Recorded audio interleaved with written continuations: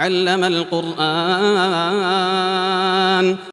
آپ کے دو میٹھے بول، آپ کا محبت بھرا خلوص بھرا لہجہ اور آپ کا ہمدردی اور شفقت سے کسی کی پیٹھ اور سر پر تھپتھپایا ہوا ہاتھ ایک بہت قیمتی اور اہم ترین چیز بن جاتا ہے، چیز بن جاتی ہے اور ثابت ہوتا ہے.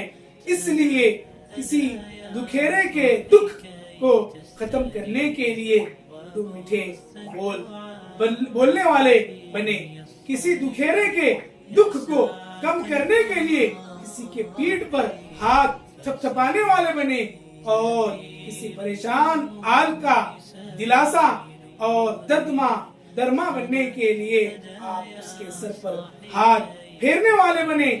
آپ کے دو میٹھے بول ایک تھکن سے چور انسان کی تھکن کے ختم کا سبب اور ذریعہ بن سکتے ہیں. آپ کی محبت بھری نگاہیں کسی دکھ بھرے انسان کے دکھڑوں کے ختم ہونے کا ذریعہ بن سکتی ہیں.